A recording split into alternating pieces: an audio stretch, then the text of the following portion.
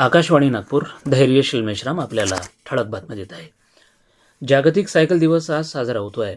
हरित भविष्यासाठी सायकल ही यावर्षीच्या या दिनाची संकल्पना आहे. युवकांनी सायकल चालवण्याचं आणि त्या माध्यमातून निरोगी, सुदृढ आणि हरित राष्ट्राच्या निर्मितीसाठी महत्त्वाची भूमिका बजावण्याचं आवाहन केंद्रीय क्रीडा मंत्री डॉक्टर मनसुख मांडविया यांनी केलं आहे.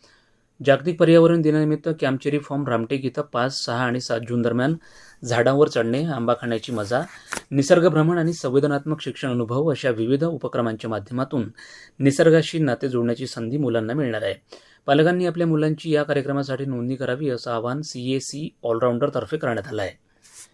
नागपुरातील गोवंश संरक्षण आणि संवर्धनासाठी कार्यरत गोरक्षण सभेच्या पंचवार्षिक निवडणुकीत सर्व पदाधिकारी अविरोध निवडून आले आहेत.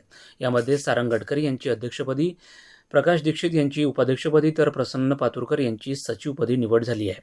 1888 साली स्थापन झालेली गोरक्षण सभा सध्या 2000 गायींचे संगोपन करत असून गोसंवर्धन, गोसेवा आणि विविध धार्मिक सांस्कृतिक उपक्रम राबवत आहे. नागपूर महानगरपालिका आणि OCW यांच्या वतीने शहरभर पाणी मीटर बदलण्याची मोहीम सुरू करण्यात आली आहे. या अंतर्गत निकामी बंद पडलेले आणि जुने पाणी मीटर बदलून नवीन मीटर बसवण्यात येणार आहे.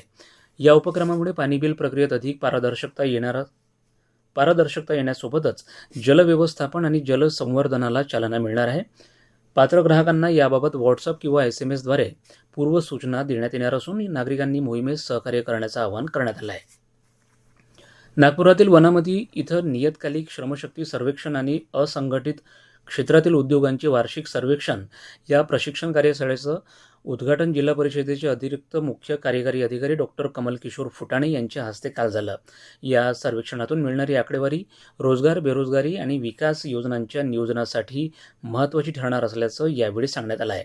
नागपूर आणि अमरावती विभागात 1774 नमुना घटकांचे सर्वेक्षण करण्यात येणार आहे. याबरोबर हे ठळक बातमीपत्र संपलं. यापुढील ठळक बातमीपत्र रात्री 8:42 विविध भारतीवरून प्रसारित केलं जाईल. नमस्कार.